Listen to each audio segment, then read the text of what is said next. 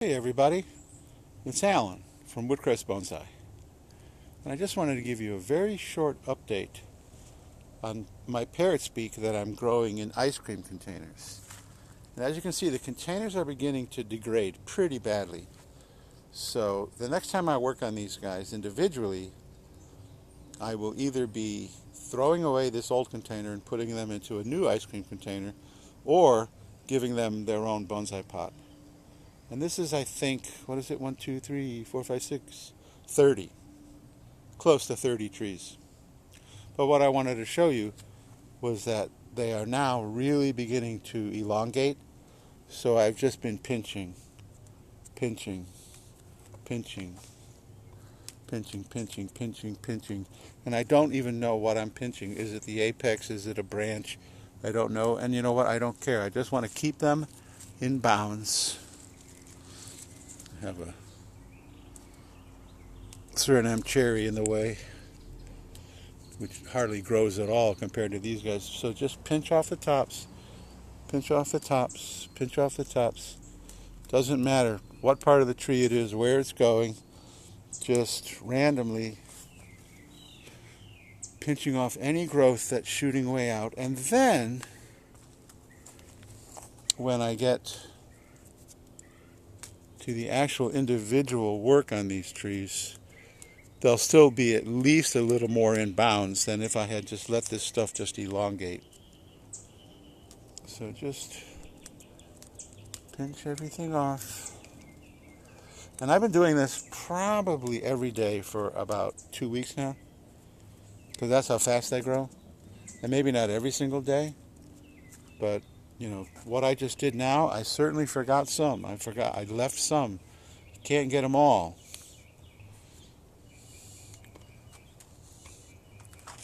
And it doesn't matter to me that I'm just randomly pinching off the new growth without really knowing where it's coming from.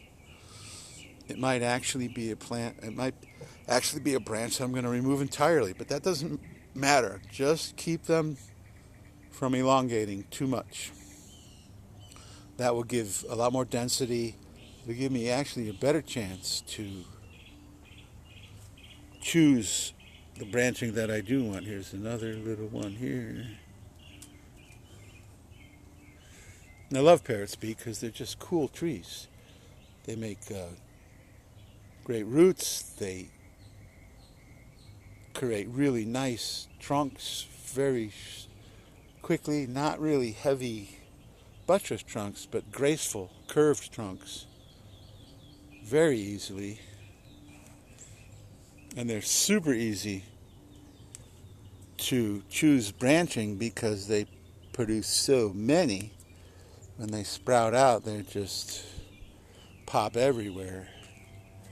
So Parrot Beak are quickly becoming one of my very favorite trees.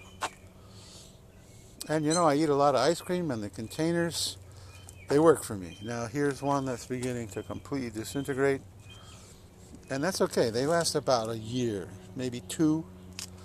And then, you know, put them in a new one, or put them in the bonsai pots. I think one of the last videos I did on these guys before winter, because in the winter they were pretty much dormant and I wasn't pinching anything.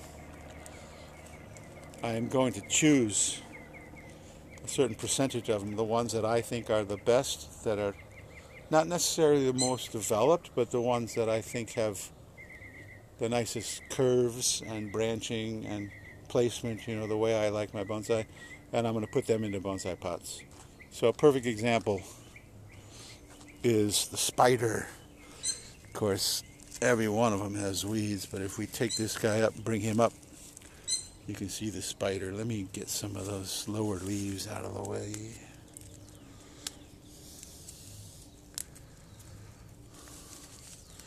And oxalis and what's new. Okay, so there's the spider. Really cool. Got one more leaf I want to get rid of. There we go. So he's going in a bonsai pot.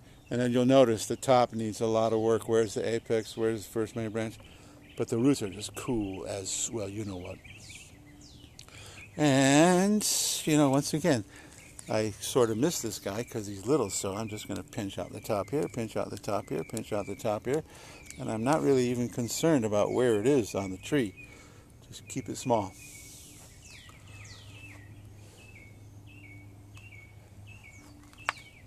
And if we start looking, there's some trees in here that are just really nice little trees. Like here's one here. And you have to pick them up by the bottom okay, there's just a really nice little tree.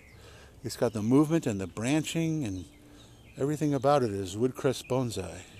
I love the trunk. They produce decent nabari. And once again, it's got that growth. You can see that brand new growth because it's red versus all the other stuff that's kind of like gray. And I've already pinched it out once though because it's already sending out 2 new shoots. So that's the story on these guys. Just keep pinching, pinching, pinching, pinching. And very soon I'll be doing a video where I feature each of these individually and do a much more detailed pruning. Choose the ones I want to go into bonsai pots and put them into bonsai pots. And then I think in that other video I also mentioned that, like the one I just showed you, I want to get some of them even bigger, even larger. They're still going to be feminine trees. They're not going to be giant buttress trunks. But, so they'll go into like an 8-inch bulb pan or something like that. Who knows? I may even throw a couple in the ground and just see what happens. I have some in the ground, but I neglected them. Not necessarily neglected them. They're still perfectly healthy, but they sucker from the base a lot. So now a lot of them are multi-trunks. And there's going to be a certain amount of work to get those guys back into shape. So that's for another video long, far away from now. Anyway, Parrot Beak, one of my favorites. Very tropical, does not like cold, will die in a freeze. So if you're watching this from up north, a lot of times I make a joke about people that have northern trees that I can't grow. Because I say, I'll just live vicariously through you. I'll watch you trim your tree because I can't grow it. So it may be the same with these guys. If you live in a very cold climate, unless you can really give them some heavy-duty warmth and humidity throughout the year, Parrot Beak might be difficult to grow. But I hope you enjoy the ones that I've got and how I develop them into bonsai. And we all have our own personal design in our head, the way we want our bonsai to look. So that's about it for this video. So if you like this video, please give me a like and all the rest of that. Subscribe, blah, blah, blah, blah, blah, blah, blah, blah, blah, blah. I guess at some point I need one of those little icons. I don't even know how to do it. An icon that says subscribe and then it clicks and then the little bell goes ding and then so you don't have to say it, or I don't have to say it.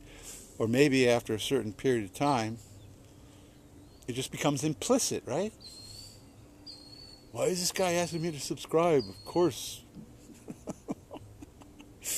Anyway, still learning. The learning curve increases every day with my trees and with how to produce videos. So thank you so much for watching Woodcrest Bonsai.